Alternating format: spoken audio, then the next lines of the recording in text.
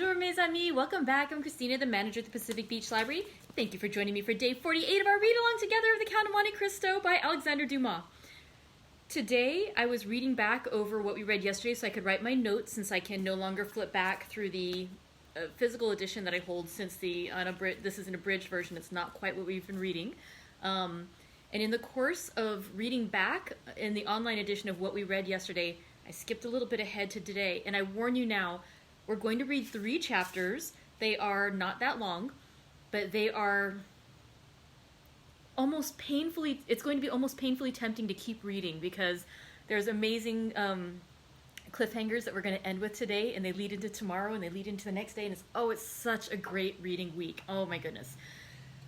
Okay, so in the interest of not making us wait too long, I'm going to go ahead and press out my tea. Today I have a green tea with peppermint flavor. So let's go ahead and pour that out.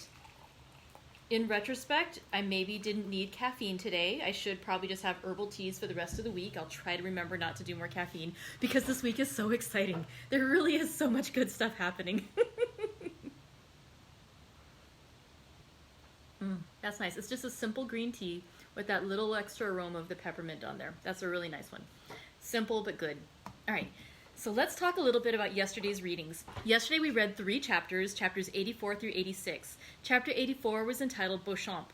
Beauchamp is the gentleman whom we had met previously, because he is the newspaper publisher who had published the blind article about a gentleman named Fernand who had betrayed the Ali Pasha. And Albert was quite upset about it, believing that it referenced his own father, the Count de Morcerf, and he wanted a retraction. Albert had said at the time, give me 3 weeks, and then we'll come back and discuss if I'm going to do the retraction, if we're going to fight a duel together. You're my friend, I don't want to act rashly. So, in this chapter, Beauchamp meets with Albert, and he tells him that he has actually gone and traveled to Yanina, that he's used the entire 3 weeks that have elapsed since that conversation to go to Yanina to investigate firsthand, to find out if that Fernand who was referred to, if that really was a true person, and if that person is actually the Fernand Mondego who is indeed the Count de Morcerf and the father of Albert. And he comes back and he finds out it was. And so Beauchamp, offers Albert the evidence that he has managed to get during this journey, and he shows the signed letter to Albert and says, if you want me to destroy this, I will, because your friendship matters more to me than publishing this. And Albert thanks him, and they destroy that evidence. I should also mention, I forgot to mention one thing at the very start of this chapter. Before Beauchamp meets with Albert, they discuss how, concluding what we had learned in yesterday's reading, that there was a death after a robbery at the home of the Count of Monte Cristo, that the Count had been absent, and that indeed it was only the Abbé Busoni, who was at the house at the time, and that a thief named Caderousse had been killed by somebody named Benedetto.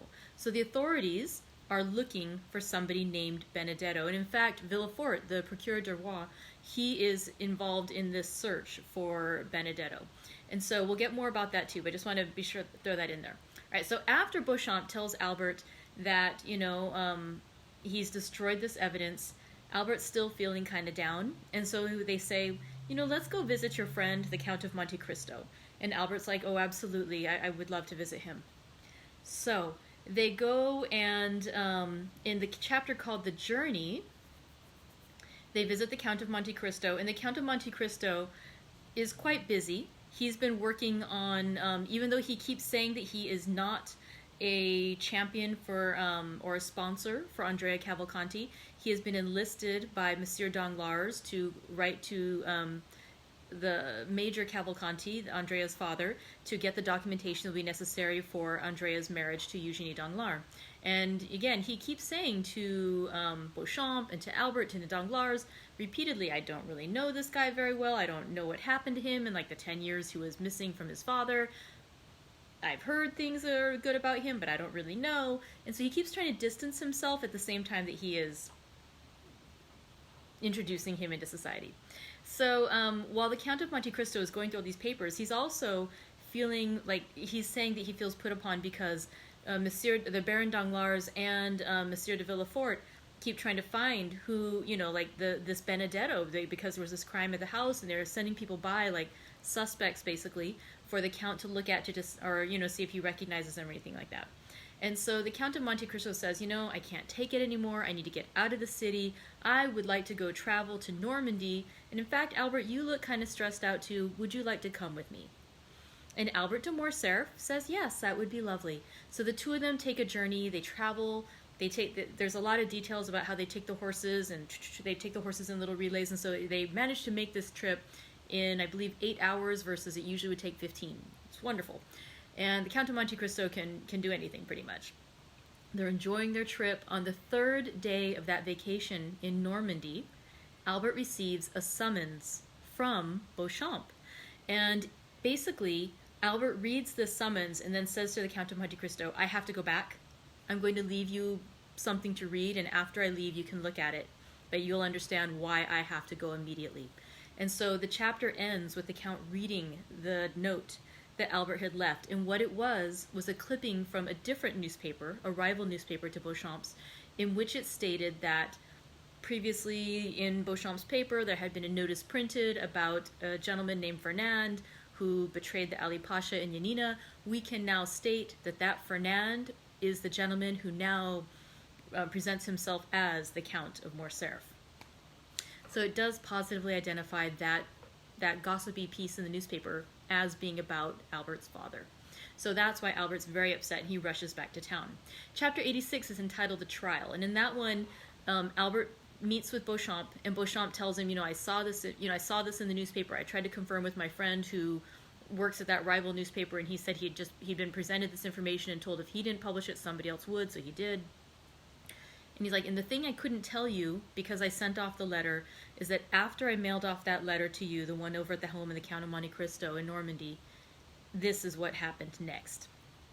And basically what happened next was all of the other peers, the other nobility, they had seen that notice in the paper, and they were all gossiping about it. And so at the House of Peers, so in the House of Government where the peers were all working, in comes Fernand, the Count of Morcerf. He does not subscribe to that newspaper, so he is pretty much the only person in that room who does not know about the claims that have been laid against him. And so he walks in and he hears them just little whispering going around, but he's not suspicious that it deals with him. And finally somebody gets up and goes to make a speech on the floor, and it's one of his enemies, of course. And this person starts speaking, and he says, Fernand, blah, blah, blah, blah, blah, Yanina. And that catches Fernand's interest. And so he hears these charges against him. He says they're not true, and they say, well, we'll give you opportunity to present evidence against them. We should do a trial. What do you think? Do you want to do the trial? And he's like, yeah, I'll do the trial. I want to clear my name. It's like, all right, when would you like to do that trial? When should we do it? And how long do you need to gather your evidence? And Fernand says, these claims are not true.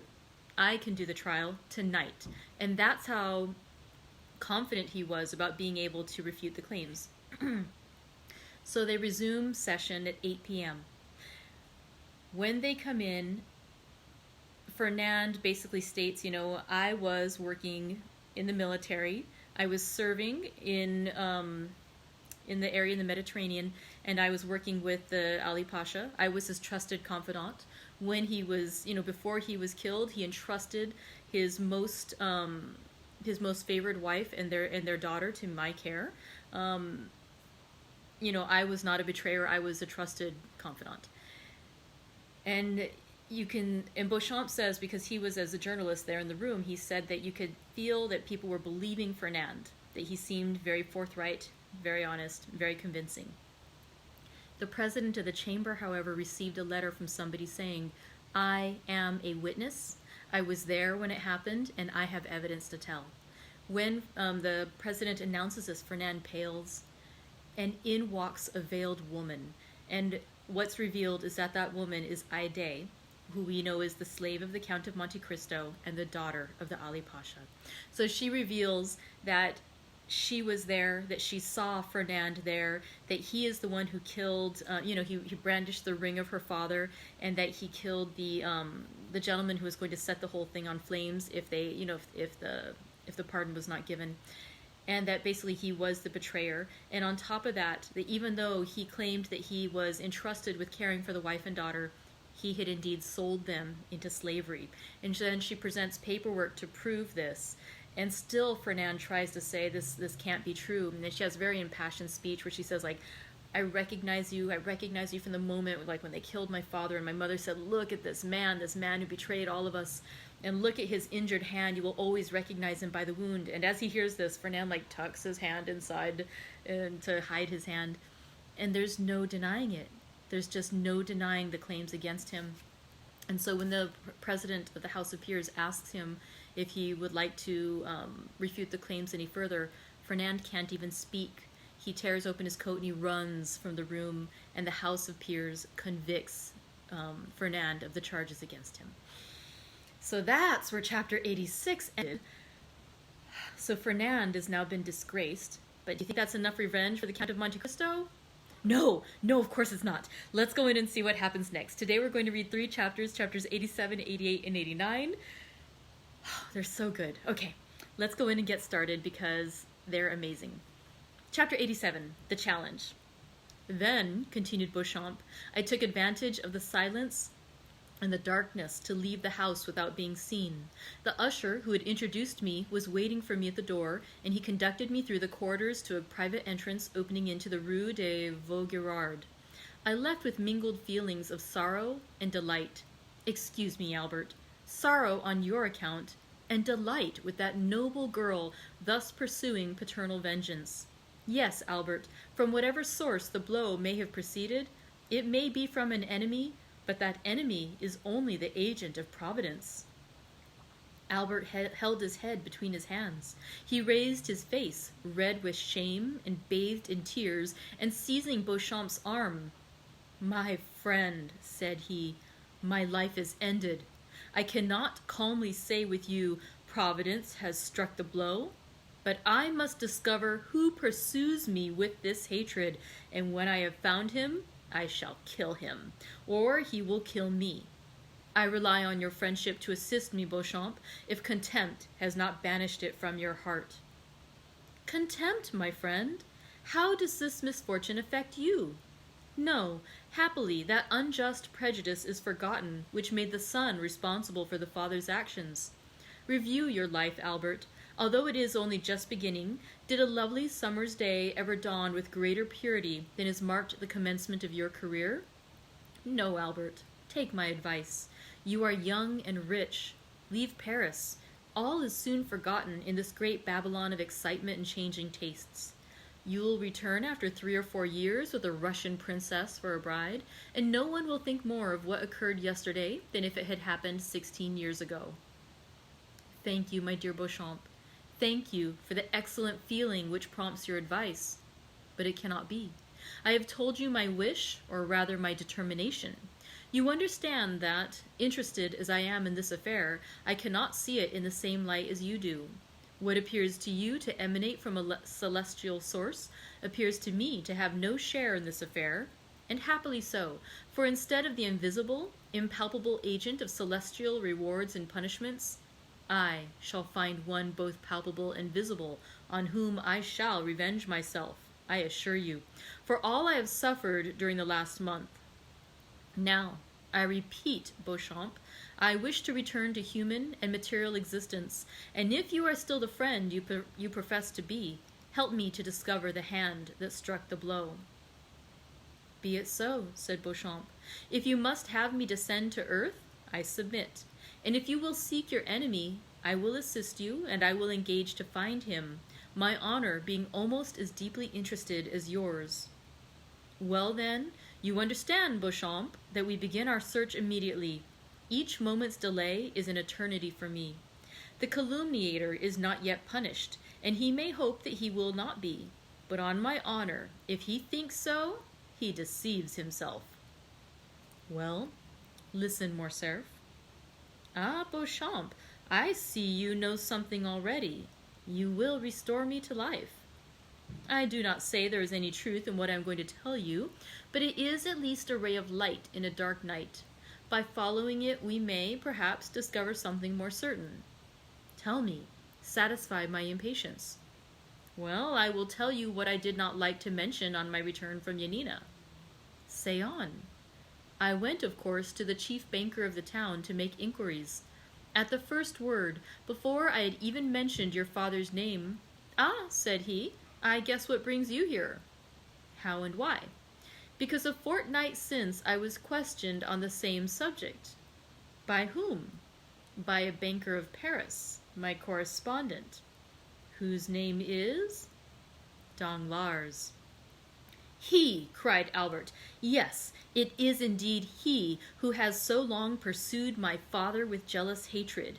He, the man who would be popular, cannot forgive the Count of Morcerf for being created a peer, and this marriage broken off without a reason being assigned. Yes, it is all from the same cause. Make inquiries, Albert, but do not be angry without reason. Make inquiries, and if it be true— Oh, yes, if it be true, cried the young man, he shall pay me all I have suffered. Beware, Morcerf, he is already an old man. I will respect his age as he has respected the honor of my family. If my father had offended him, why did he not attack him personally? Oh, no, he was afraid to encounter him face to face. I do not condemn you, Albert. I only restrain you. Act prudently. Oh, do not fear. Besides, you will accompany me. Beauchamp, solemn transactions should be sanctioned by a witness. Before this day closes, if Monsieur Danglars is guilty, he shall cease to live, or I shall die. Pardieu, Beauchamp, mine shall be a splendid funeral. When such resolutions are made, Albert, they should be promptly executed. Do you wish to go to Monsieur Danglars? Let us go immediately. They sent for a cabriolet. On entering the banker's mansion, they perceived the phaeton and servant of Monsieur Andrea Cavalcanti. Ha! Parbleu, that's good, said Albert with a gloomy tone. If Monsieur Danglars will not fight with me, I will kill his son-in-law. Cavalcanti will certainly fight. The servant announced the young man, but the banker, recollecting what had transpired the day before, did not wish him admitted. It was, however, too late. Albert had followed the footman, and hearing the order given, forced the door open, and followed by Beauchamp, found himself in the banker's study. "Sir," cried the latter, "am I no longer at liberty to receive whom I choose in my house? You appear to forget yourself sadly." "No, sir," said Albert coldly. "There are circumstances in which one cannot, except through cowardice— I offer you that refuge— refuse to admit certain persons, at least." "What is your errand, then, with me, sir?" "I mean," said Albert, drawing near, and without apparently noticing Cavalcanti, who stood with his back towards the fireplace, "I mean to propose a meeting in some retired corner where no one will interrupt us for 10 minutes. That will be sufficient. Where two men having met, one of them will remain on the ground." Danglars turned pale. Cavalcanti moved a step forward, and Albert turned towards him. "And you too," said he. "Come, if you like, monsieur. You have a claim, being almost one of the family, and I will give you as many rendezvous of that kind as I can find persons willing to accept them." Cavalcanti looked at Danglars with a stupefied air, and the latter, making an effort, arose and stepped between the two young men. Albert's attack on Andrea had placed him on a different footing, and he hoped this visit had another cause than that he had at first supposed. "Indeed, sir," said he to Albert, "if you are come to quarrel with this gentleman because I have preferred him to you, I shall resign the case to the king's attorney." "You mistake, sir," said Morcerf with a gloomy smile. "I am not referring in the least to matrimony, and I only addressed myself to Monsieur Cavalcanti because he appeared disposed to interfere between us. In one respect you are right, for I am ready to quarrel with everyone today. But you have the first claim, Monsieur Danglars." "Sir," replied Danglars, pale with anger and fear, "I warn you, when I have the misfortune to meet with a mad dog, I kill it. And far from thinking myself guilty of a crime, I believe I do society a kindness. Now, if you are mad and try to bite me, I will kill you without pity. Is it my fault that your father has dishonored himself?" "You miserable wretch," cried Morcerf, "it is your fault." Danglars retreated a few steps. "My fault?" said he. "You must be mad. What do I know of the Grecian affair? Have I traveled in that country? Did I advise your father to sell the castle of Yanina, to betray—" "Silence!" said Albert with a thundering voice. "No, it is not you who have directly made this exposure and brought this sorrow on us, but you hypocritically provoked it." "I?" "Yes, you. How came it known?" "I suppose you read it in the paper, in the account from Yanina." "Who wrote to Yanina?" "To Yanina?" "Yes. Who wrote for particulars concerning my father?" "I imagine anyone may write to Yanina." "But one person only wrote." "One only?" "Yes, and that was you." "I doubtless wrote. It appears to me that when about to marry your daughter to a young man, it is right to make some inquiries respecting his family. It is not only a right, but a duty." "You wrote, sir, knowing what answer you would receive." "I indeed?" "I assure you," cried Danglars, with a confidence and security proceeding less from fear than from the interest he really felt for the young man, "I solemnly declare to you that I should never have thought of writing to Yanina did I know anything of Ali Pasha's misfortunes." "Who, then, urged you to write? Tell me." "Pardieu, it was the most simple thing in the world. I was speaking of your father's past history. I said the origin of his fortune remained obscure. The person to whom I addressed my scruples asked me where your father had acquired his property. I answered, 'In Greece.' Then, said he, 'Write to Yanina.'" "And who thus advised you?" "No other than your friend, Monte Cristo." "The Count of Monte Cristo told you to write to Yanina?" "Yes, and I wrote, and will show you my correspondence, if you like." Albert and Beauchamp looked at each other. "Sir," said Beauchamp, who had not yet spoken, "you appear to accuse the Count, who is absent from Paris at this moment and cannot justify himself." "I accuse no one, sir," said Danglars. "I relate, and I will repeat before the Count what I have said to you." "Does the Count know what answer you received?" "Yes, I showed it to him." "Did he know my father's Christian name was Fernand, and his family name Mondego?" "Yes, I had told him that long since, and I did only what any other would have done in my circumstances, and perhaps less. When the day after the arrival of this answer, your father came by the advice of Monte Cristo to ask my daughter's hand for you, I decidedly refused him, but without any explanation or exposure. In short, why should I have any more to do with the affair? How did the honor or disgrace of Monsieur de Morcerf affect me? It neither increased nor decreased my income."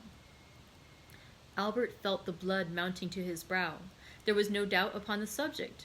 Danglars defended himself with the baseness, but at the same time with the assurance, of a man who speaks the truth, at least in part, if not wholly, not for conscience's sake, but through fear. Besides, what was Morcerf seeking?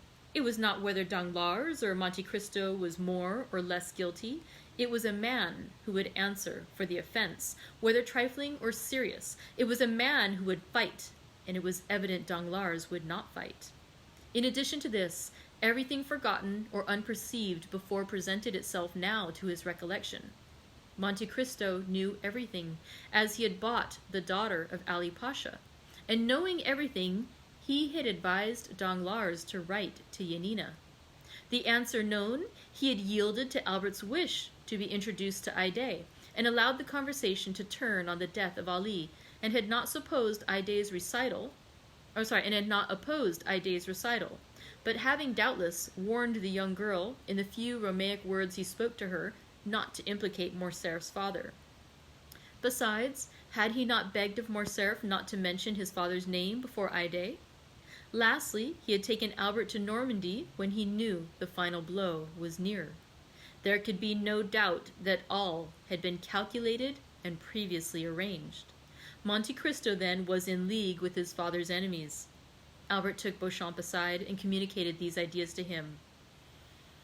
"You are right," said the latter. "Monsieur Danglars has only been a secondary agent in this sad affair, and it is of Monsieur de Monte Cristo that you must demand an explanation." Albert turned. "Sir," said he to Danglars, "understand that I do not take a final leave of you. I must ascertain if your insinuations are just, and am going now to inquire of the Count of Monte Cristo." He bowed to the banker and went out with Beauchamp, without appearing to notice Cavalcanti. Danglars accompanied him to the door, where he again assured Albert that no motive of personal hatred had influenced him against the Count of Morcerf.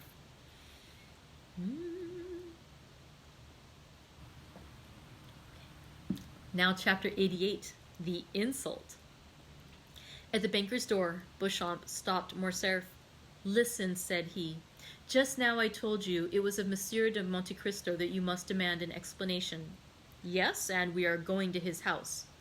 "Reflect, Morcerf, one moment before you go." "On what shall I reflect?" "On the importance of the step you are taking." "Is it more serious than going to Monsieur Danglars?" "Yes. Monsieur Danglars is a money lover, and those who love money, you know, think too much of what they risk to be easily induced to fight a duel. The other is, on the contrary, to all appearance a true nobleman. But do you not fear to find him a bully?" "I only fear one thing, namely, to find a man who will not fight." "Do not be alarmed," said Beauchamp. "He will meet you. My only fear is that he will be too strong for you." "My friend," said Morcerf with a sweet smile, "that is what I wish. The happiest thing that could occur to me would be to die in my father's stead. That would save us all." "Your mother would die of grief." "My poor mother," said Albert, passing his hand across his eyes. "I know she would, but better so than die of shame." "Are you quite decided, Albert?" "Yes. Let us go." "But do you think we shall find the Count at home?" "He intended returning some hours after me, and doubtless he is now at home." They ordered the driver to take them to number 30 Champs-Élysées. Beauchamp wished to go in alone, but Albert observed that as this was an unusual circumstance, he might be allowed to deviate from the usual etiquette of duels. The cause which the young man espoused was one so sacred that Beauchamp had only to comply with all his wishes. He yielded and contented himself with following Morcerf. Albert sprang from the porter's lodge to the steps. He was received by Baptistine. The Count had, indeed, just arrived, but he was in his bath and had forbidden that anyone should be admitted. "But after his bath?" asked Morcerf. "My master will go to dinner." "And after dinner?" "He will sleep an hour." "Then?" "He is going to the opera." "Are you sure of it?" asked Albert. "Quite, sir. My master has ordered his horses at 8 o'clock precisely."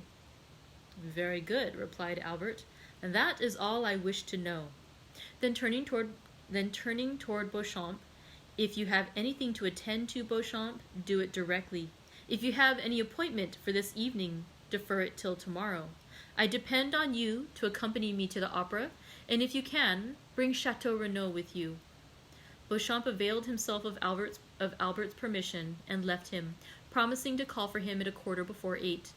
On his return home, Albert expressed his wish to Franz Debray and Morel to see them at the opera that evening.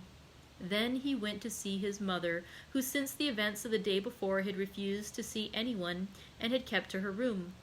He found her in bed, overwhelmed with grief at this public humiliation.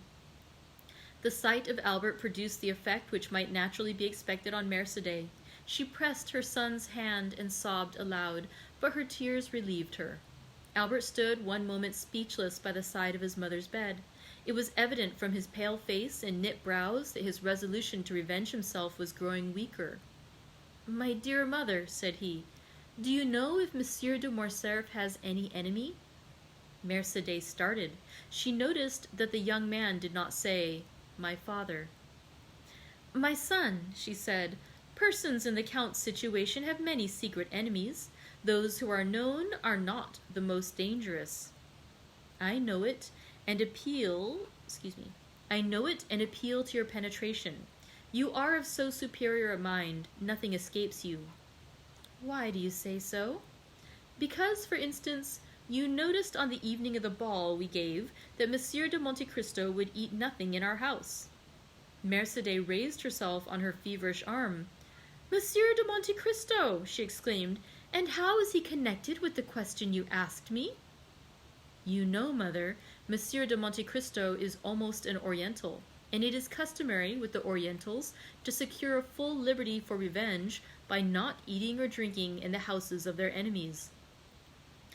Do you say Monsieur de Monte Cristo is our enemy? Replied Mercédès, becoming paler than the sheet which covered her. Who told you so? Why, you are mad, Albert. Monsieur de Monte Cristo has only shown us kindness. Monsieur de Monte Cristo saved your life. You yourself presented him to us. Oh, I entreat you, my son, if you had entertained such an idea, dispel it, and my counsel to you, nay, my prayer, is to retain his friendship. Mother, replied the young man, you have special reasons for telling me to conciliate that man. I? Said Mercédès, blushing as rapidly as she had turned pale, and again becoming paler than ever. Yes, doubtless. And is it not that he may never do us any harm? Mercédès shuddered, and fixing on her son a scrutinizing gaze. You speak strangely, said she to Albert, and you appear to have some singular prejudices. What has the Count done? 3 days since you were with him in Normandy. Only 3 days since we looked on him as our best friend. An ironical smile passed over Albert's lips. Mercédès saw it, and with the double instinct of woman and mother guessed all. But as she was prudent and strong-minded, she concealed both her sorrows and her fears. Albert was silent. An instant later the Countess resumed. You came to inquire after my health. I will candidly acknowledge that I am not well. You should install yourself here and cheer my solitude. I do not wish to be left alone.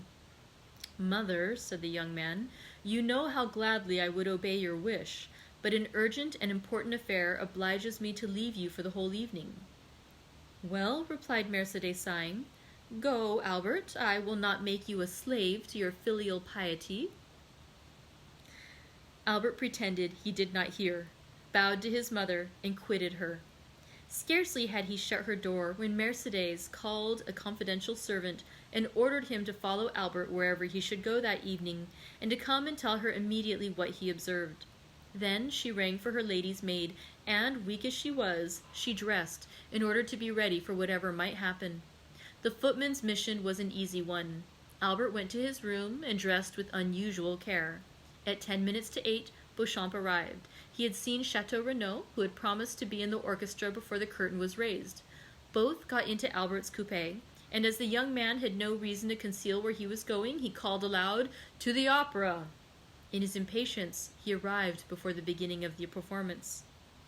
Chateau Renaud was at his post. Apprised by Beauchamp of the circumstances, he required no explanation from Albert. The conduct of the son in seeking to avenge his father was so natural that Chateau Renaud did not seek to dissuade him, and was content with renewing his assurances of devotion. Debray was not yet come, but Albert knew that he seldom lost a scene at the opera. Albert wandered around the theater until the curtain was drawn up. He hoped to meet with Monsieur de Monte Cristo either in the lobby or on the stairs. The bell summoned him to his seat, and he entered the orchestra with Chateau Renaud and Beauchamp. But his eyes scarcely quitted the box between the columns, which remained obstinately closed during the whole of the first act. At last, as Albert was looking at his watch for about the 100th time, at the beginning of the second act, the door opened, and Monte Cristo entered, dressed in black, and leaning over the front of the box, looked around the pit. Morel followed him, and looked also for his sister and brother-in-law. He soon discovered them in another box, and kissed his hand to them. The Count, in his survey of the pit, encountered a pale face and threatening eyes, which evidently sought to gain his attention. He recognized Albert, but thought it better not to notice him, as he looked so angry and discomposed. Without communicating his thoughts to his companion, he sat down, drew out his opera glass, and looked another way. Although apparently not noticing Albert, he did not, however, lose sight of him, and when the curtain fell at the end of the second act, he saw him leave the orchestra with his two friends. Then his head was seen passing at the back of the boxes, and the Count knew that the approaching storm was intended to fall on him. He was at the moment conversing cheerfully with Morel, but he was well prepared for what might happen. The door opened, and Monte Cristo, turning round, saw Albert, pale and trembling, followed by Beauchamp and Chateau Renaud. "Well," cried he, with that benevolent politeness which distinguished his salutation from the common civilities of the world, "my cavalier has attained his object. Good evening, Monsieur de Morcerf." The countenance of this man, who possessed such extraordinary control over his feelings, expressed the most perfect cordiality. Morel only then recollected the letter he had received from the Viscount, in which, without assigning any reason, he begged him to go to the opera, but he understood that something terrible was brooding. "We are not come here, sir, to exchange hypocritical expressions of politeness or false professions of friendship," said Albert, "but to demand an explanation." The young man's trembling voice was scarcely audible. "An explanation at the opera?" said the Count, with that calm tone and penetrating eye which characterized the man who knows his cause is good. "Little acquainted as I am with the habits of Parisians, I should not have thought this the place for such a demand." "Still, if people will shut themselves up," said Albert, "and cannot be seen because they are bathing, dining, or asleep, we must avail ourselves of the opportunity wherever they are to be seen." "I am not difficult of access, sir, for yesterday, if my memory does not deceive me, you were at my house." "Yesterday I was at your house, sir," said the young man, "because then I knew not who you were." In pronouncing these words, Albert had raised his voice so as to be heard by those in the adjoining boxes and in the lobby. Thus the attention of many was attracted by this altercation. "Where are you come from, sir?" said Monte Cristo. "You do not appear to be in the possession of your senses." "Provided I understand your perfidy, sir, and succeed in making you understand that I will be revenged, I shall be reasonable enough," said Albert furiously. "I do not understand you, sir," replied Monte Cristo, "and if I did, your tone is too high. I am at home here, and I alone have a right to raise my voice above another's. Leave the box, sir." And Monte Cristo pointed towards the door with the most commanding dignity. "Ah, I shall know how to make you leave your home," replied Albert, clasping in his convulsed grasp the glove, which Monte Cristo did not lose sight of. "Well, well," said Monte Cristo quietly, "I see you wish to quarrel with me, but I would give you one piece of advice, which you will do well to keep in mind. It is in poor taste to make a display of a challenge. Display is not becoming to everyone, Monsieur de Morcerf." At this name, a murmur of astonishment passed around the group of spectators of this scene. They had talked of no one but Morcerf the whole day.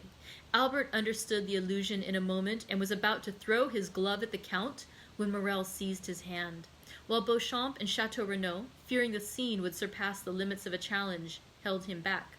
But Monte Cristo, without rising and leaning forward in his chair, merely stretched out his arm and, taking the damp, crushed glove from the clenched hand of the young man, "Sir," said he in a solemn tone, "I consider your glove thrown, and will return it to you wrapped around a bullet. Now leave me, or I will summon my servants to throw you out at the door." Wild, almost unconscious, and with eyes inflamed, Albert stepped back, and Morel closed the door. Monte Cristo took up his glass again, as if nothing had happened. His face was like marble, and his heart was like bronze. Morel whispered, "What have you done to him?" "I? Nothing. At least, personally," said Monte Cristo. "But there must be some cause for this strange scene." "The Count of Morcerf's adventure exasperates the young man." Have you anything to do with it? It was through Ide that the chamber was informed of his father's treason. Indeed, said Morel. I had been told, but would not credit it, that the Grecian slave I have seen with you here in this very box was the daughter of Ali Pasha. It is true, nevertheless. Then, said Morel, I understand it all, and this scene was premeditated. How so? Yes, Albert wrote to request me to come to the opera, doubtless that I might be a witness to the insult he meant to offer you. Probably, said Monte Cristo with his imperturbable tranquillity. But what shall you do with him? With whom? With Albert. What shall I do with Albert? As certainly, Maximilian, as I now press your hand, I shall kill him before 10 o'clock tomorrow morning. Morel in his turn took Monte Cristo's hand in both of his, and he shuddered to feel how cold and steady it was. Ah, Count, said he, his father loves him so much. Do not speak to me of that, said Monte Cristo, with the first movement of anger he had betrayed. I will make him suffer. Morel, amazed, let fall Monte Cristo's hand. Count, Count, said he. Dear Maximilian, interrupted the Count, listen how adorably Duprez is singing that line. O Matilda, idole de mon amé. I was the first to discover Duprez at Naples, and the first to applaud him. Bravo! Bravo! Morel saw it was useless to say more, and refrained. The curtain, which had risen at the close of the scene with Albert, fell again, and a rap was heard at the door. Come in, said Monte Cristo, with a voice that betrayed not the least emotion, and immediately Beauchamp appeared. Good evening, Monsieur Beauchamp, said Monte Cristo, as if this was the first time he had seen the journalist that evening. Be seated. Beauchamp bowed, and sitting down, Sir, said he, I just now accompanied Monsieur de Morcerf, as you saw. And that means, replied Monte Cristo, laughing, that you had probably just dined together. I am happy to see, Monsieur Beauchamp, that you are more sober than he was. Sir, said Monsieur Beauchamp, Albert was wrong, I acknowledge, to betray so much anger, and I come on my own account to apologize for him. And having done so, entirely on my own account, be it understood, I would add that I believe you too gentlemanly to refuse giving him some explanation concerning your connection with Yanina. Then I will add 2 words about the young Greek girl. Monte Cristo motioned him to be silent. Come, said he, laughing, there are all my hopes about to be destroyed. How so? Asked Beauchamp. Doubtless you wish to make me appear a very eccentric character. I am, in your opinion, a Lara, a Manfred, a Lord Ruthven. Then, just as I am arriving at the climax, you defeat your own end and seek to make an ordinary man of me. You bring me down to your own level and demand explanations. Indeed, Monsieur Beauchamp, it is quite laughable. Yes, replied Beauchamp haughtily, there are occasions when probity commands. Monsieur Beauchamp, interposed this strange man, the Count of Monte Cristo bows to none but the Count of Monte Cristo himself. Say no more, I entreat you. I do what I please, Monsieur Beauchamp, and it is always well done. Sir, replied the young man, honest men are not to be paid with such coin. I require honorable guarantees. I am, sir, a living guaranteed, replied Monte Cristo, motionless, but with a threatening look. We have both blood in our veins which we wish to shed. That is our mutual guarantee. Tell the Viscount so, and that tomorrow before 10 o'clock I shall see what color his is. Then I have only to make arrangements for the duel, said Beauchamp. It is quite immaterial to me, said Monte Cristo, and it was very unnecessary to disturb me at the opera for such a trifle. In France, people fight with the sword or pistol. In the colonies, with the carbine. In Arabia, with the dagger. Tell your client that, although I am the insulted party, in order to carry out my eccentricity, I leave him the choice of arms, and will accept without discussion, without dispute, anything, even combat by drawing lots, which is always stupid, but with me different from other people, as I am sure to gain. Sure to gain? Repeated Beauchamp, looking with amazement at the Count. Certainly, said Monte Cristo, slightly shrugging his shoulders. Otherwise I would not fight with Monsieur de Morcerf. I shall kill him. I cannot help it. Only by a single line this evening at my house let me know the arms and the hour. I do not like to be kept waiting. Pistols, then, at 8 o'clock in the Bois de Vincennes, said Beauchamp, quite disconcerted, not knowing if he was dealing with an arrogant braggadocio or a supernatural being. Very well, sir, said Monte Cristo. Now all that is settled, do let me see the performance, and tell your friend Albert not to come any more this evening. He will hurt himself with all his ill-chosen barbarisms. Let him go home and go to sleep. Beauchamp left the box, perfectly amazed. Now, said Monte Cristo, turning towards Morrel, I may depend upon you, may I not? Certainly, said Morrel. I am at your service, Count. Still, what? It is desirable I should know the real cause. That is to say, you would rather not? No. The young man himself is acting blindfolded, and knows not the true cause, which is known only to God and to me. But I give you my word, Morrel, that God, who does know it, will be on our side. Enough, said Morrel. Who is your second witness? I know no one in Paris, Morrel, on whom I could confer that honor besides you and your brother Emmanuel. Do you think Emmanuel would oblige me? I will answer for him, Count. Well, that is all I require. Tomorrow morning at 7 o'clock, you will be with me, will you not? We will. Hush, the curtain is rising. Listen, I never lose a note of this opera if I can avoid it.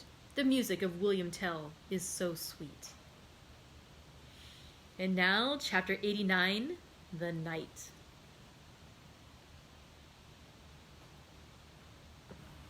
Monte Cristo waited, according to his usual custom, until Duprez had sung his famous Suivez-moi.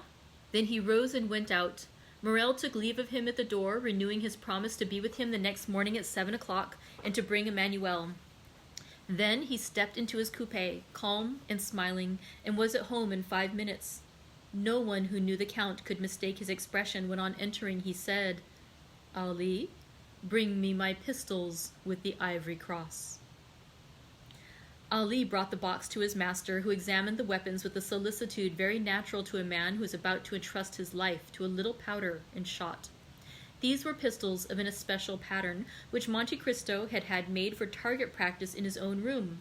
A cap was sufficient to drive out the bullet, and from the adjoining room no one would have suspected that the Count was, as sportsmen would say, keeping his hand in. He was just taking one up and looking for the point to aim at on a little iron plate which served him as a target, when his study door opened and Baptistine entered. Before he had spoken a word, the Count saw in the next room a veiled woman who had followed closely after Baptistine, and now, seeing the Count with the pistol in his hand and swords on the table, rushed in. Baptistine looked at his master, who made a sign to him, and he went out, closing the door after him. "Who are you, madame?" said the Count to the veiled woman. The stranger cast one look around her, to be certain that they were quite alone. Then, bending as if she would have knelt, and joining her hands, she said with an accent of despair, "Edmond, you will not kill my son!" The Count retreated a step, uttered a slight exclamation, and let fall the pistol he held. "What name did you pronounce then, Madame de Morcerf?" said he. "Yours," cried she, throwing back her veil. "Yours, which I alone, perhaps, have not forgotten. Edmond, it is not Madame de Morcerf who has come to you. It is Mercédès." "Mercédès is dead, madame," said Monte Cristo. "I know no one now of that name." "Mercédès lives, sir, and she remembers, for she alone recognized you when she saw you, and even before she saw you, by your voice, Edmond, by the simple sound of your voice. And from that moment she has followed your steps, watched you, feared you, and she needs not to inquire what hand has dealt the blow which now strikes Monsieur de Morcerf." Fernand, do you mean? Replied Monte Cristo with bitter irony. Since we are recalling names, let us remember them all. Monte Cristo had pronounced the name of Fernand with such an expression of hatred that Mercédès felt a thrill of horror run through every vein. You see, Edmond, I am not mistaken, and have cause to say, spare my son. And who told you, madame, that I have any hostile intentions against your son? No one, in truth, but a mother has twofold sight. I guessed all. I followed him this evening to the opera, and concealed in a parquet box have seen all. If you have seen all, madame, you know that the son of Fernand has publicly insulted me, said Monte Cristo with awful calmness. Oh, for pity's sake! You have seen that he would have thrown his glove in my face if Morel, one of my friends, had not stopped him. Listen to me. My son has also guessed who you are. He attributes his father's misfortunes to you. Madame, you are mistaken. They are not misfortunes. It is a punishment. It is not I who strike Monsieur de Morcerf. It is Providence which punishes him. And why do you represent Providence? Cried Mercédès. Why do you remember when it forgets? What are Yanina and its vizier to you, Edmond? What injury has Fernand Mondego done you in betraying Ali Tepellini? Ah, madame, cried Monte Cristo, all this is an affair between the French captain and the daughter of Vasiliki. It does not concern me. You are right. And if I have sworn to revenge myself, it is not on the French captain or the Count of Morcerf, but on the fisherman Fernand, the husband of Mercédès the Catalane. Ah, sir, cried the Countess, how terrible a vengeance for a fault which fatality made me commit! For I am the only culprit, Edmond, and if you owe revenge to anyone, it is to me, who had not fortitude to bear your absence and my solitude. But, exclaimed Monte Cristo, why was I absent? And why were you alone? Because you had been arrested, Edmond, and were a prisoner. And why was I arrested? Why was I a prisoner? I do not know, said Mercédès. You do not, madame. At least I hope not. But I will tell you. I was arrested and became a prisoner because, under the arbor of La Réserve, the day before I was to marry you, a man named Danglars wrote this letter, which the fisherman Fernand himself posted. Monte Cristo went to a secretaire, opened a drawer by a spring, from which he took a paper which had lost its original color, and the ink of which had become of a rusty hue. This he placed in the hands of Mercédès. It was Danglars' letter to the king's attorney, which the Count of Monte Cristo, disguised as a clerk from the house of Thomson and French, had taken from the file against Edmond Dantès on the day he had paid the 200,000 francs to Monsieur de Beauville. Mercédès read with terror the following lines.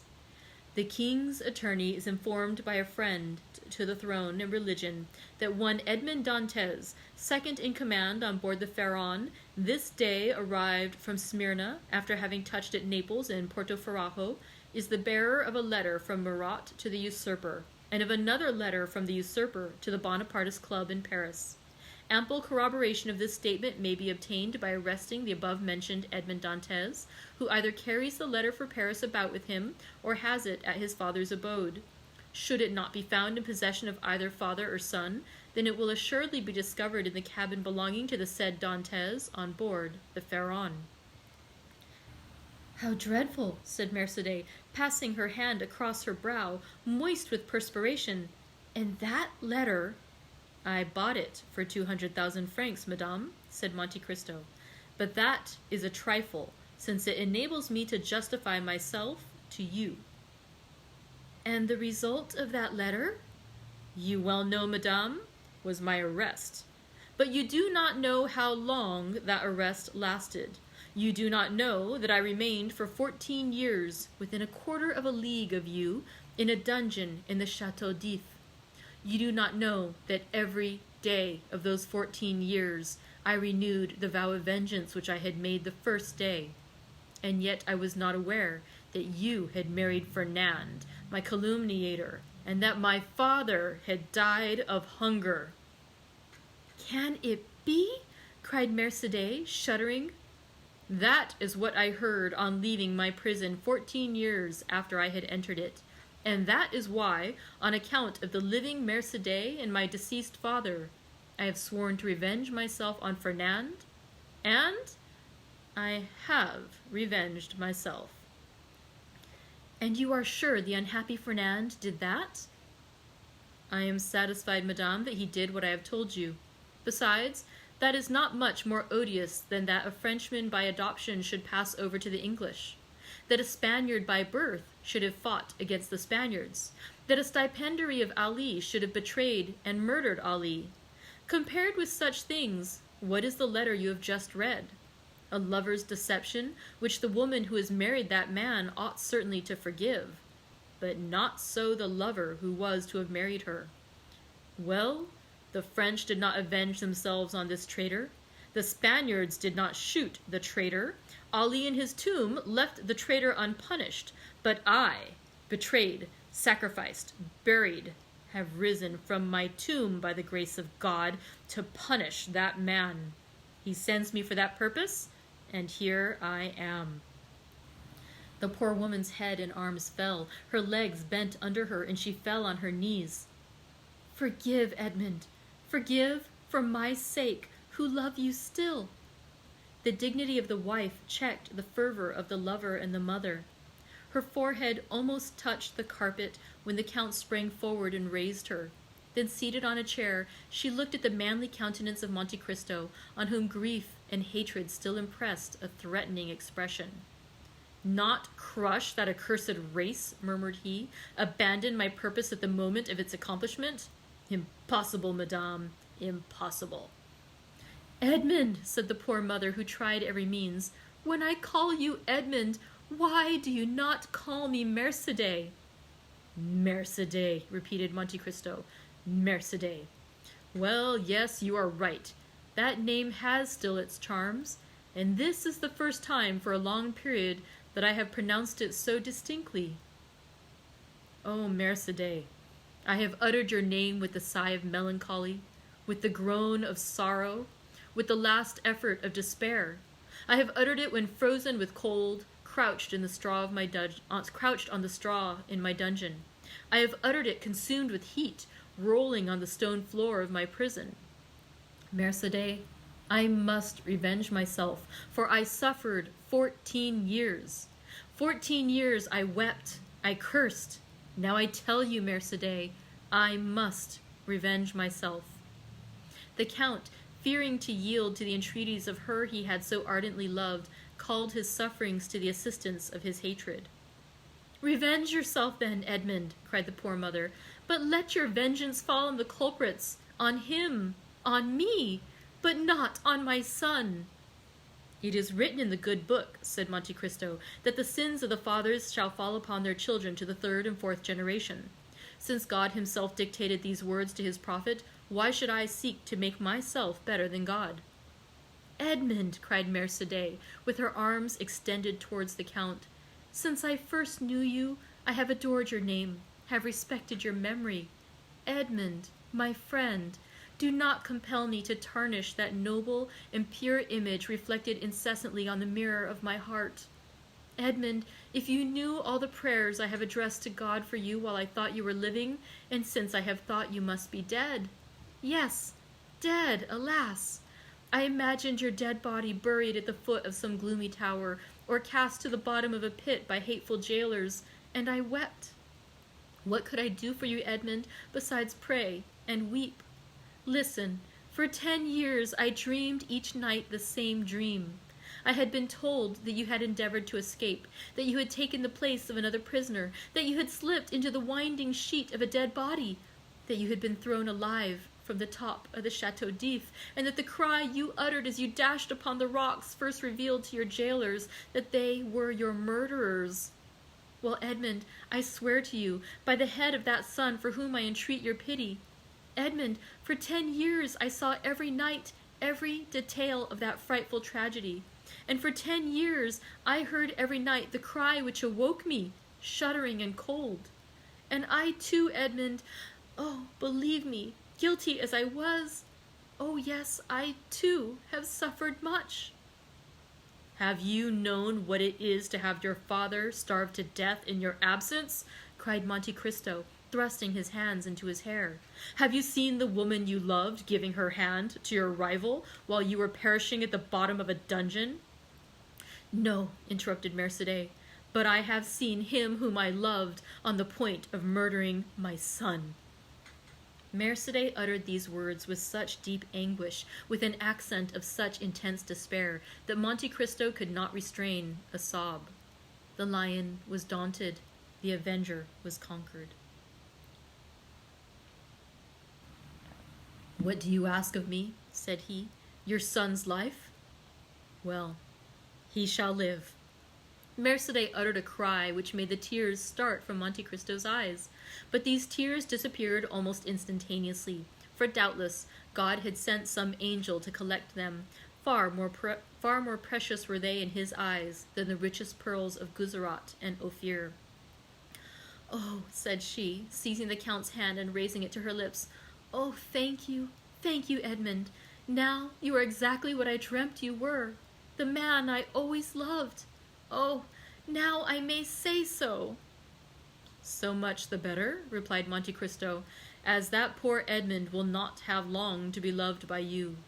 Death is about to return to the tomb, the phantom to retire in darkness. What do you say, Edmund?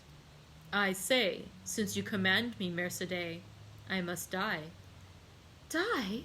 And why so? Who talks of dying? Whence have you these ideas of death? You do not suppose that, publicly outraged in the face of the whole theater, in the presence of your friends and those of your son, challenged by a boy who will glory in my forgiveness as if it were a victory, you do not suppose that I can for 1 minute or 1 moment wish to live. What I most loved after you, Mercédès, was myself, my dignity, and that strength which rendered me superior to other men. That strength was my life.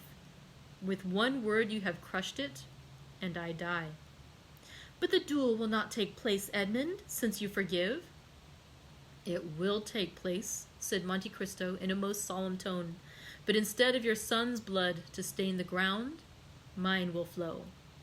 Mercédès shrieked and sprang towards Monte Cristo, but suddenly stopping, Edmund, said she, there is a God above us, since you live, and since I have seen you again. I trust to him from my heart. While waiting his assistance, I trust to your word. You have said that my son should live, have you not? Yes, madame, he shall live, said Monte Cristo, surprised that without more emotion Mercédès had accepted the heroic sacrifice he made for her. Mercédès extended her hand to the Count. Edmund, said she, and her eyes were wet with tears while looking at him to whom she spoke. How noble it is of you, how great the action you have just performed, how sublime to have taken pity on a poor woman who appealed to you with every chance against her. Alas, I am grown old with grief more than with years, and cannot now remind my Edmund by a smile or by a look of that Mercédès whom he once spent so many hours in contemplating. Ah, believe me, Edmund, as I told you, I too have suffered much. I repeat, it is melancholy to pass one's life without having one joy to recall, without preserving a single hope, but that proves that all is not yet over. No, it is not finished. I feel it by what remains in my heart. Oh, I repeat it, Edmund, what you have just done is beautiful. It is grand. It is sublime. Do you say so now, Mercédès? Then what would you say if you knew the extent of the sacrifice I make to you? Suppose that the Supreme Being, after having created the world and fertilized chaos, had paused in the work to spare an angel the tears that might one day flow for mortal sins from her immortal eyes. Suppose that when everything was in readiness and the moment had come for God to look upon his work and see that it was good, suppose he had snuffed out the sun and tossed the world back into eternal night. Then, even then, Mercédès, you could not imagine what I lose in sacrificing my life at this moment. Mercédès looked at the Count in a way which expressed at the same time her astonishment, her admiration, and her gratitude. Monte Cristo pressed his forehead on his burning hands as if his brain could no longer bear alone the weight of its thoughts. "Edmund," said Mercédès, "I have but one word more to say to you." The Count smiled bitterly. "Edmund," continued she, "you will see that if my face is pale, if my eyes are dull, if my beauty is gone, if Mercédès, in short, no longer resembles her former self in her features, you will see that her heart is still the same. Adieu, then, Edmund. I have nothing more to ask of heaven. I have seen you again, and have found you as noble and as great as formerly you were. Adieu, Edmund, adieu, and thank you." But the Count did not answer. Mercédès opened the door of the study, and had disappeared before he had recovered from the painful and profound reverie into which his thwarted vengeance had plunged him. The clock of the Invalides struck 1 when the carriage which conveyed Madame de Morcerf rolled away on the pavement of the Champs-Élysées, and made Monte Cristo raise his head. "What a fool I was," said he, "not to tear my heart out on the day when I resolved to avenge myself." And that concludes chapters 87 through 89 of the Count of Monte Cristo. It's been, as always, a super exciting day, but really, Albert Morcerf went from being a devoted friend and admirer of the Count of Monte Cristo to challenging him to a duel to the death, which Monte Cristo seemed quite willing and almost eager to do, before being persuaded by his ex-fiancée Mercédès to spare the life of her son, even at the sacrifice of his own. Oh my goodness. All right. Drama, drama, drama. So I will see you tomorrow. Tomorrow we're going to read 3 more chapters. We'll find out what happens. Tomorrow I'm just going to tell you the title of chapter 90. It's the meeting. So the duel is going to happen. Oh my goodness. I saw there were some comments I should look through and see. I am wondering what the original French was for what Mercédès in her translation, "You will not kill my son." In this one it says, "Edmund, you must not kill my son." Slightly different in English. I don't know what the French phrasing was. Wait. Edmund, you will not kill my son, and Edmund, you must not kill my son. To me, they seem very similar. But yes, Mercédès is a very powerful character. And yes, she did recognize him from the beginning. Oh, we'll find out tomorrow what happens. He has promised not to kill Albert de Morcerf. We'll see if he holds to that promise, and we'll see what happens tomorrow in the duel between the two men. All right, so I look forward to seeing you tomorrow. Thank you very much for joining me today. It has been fabulous. See you guys. Bye.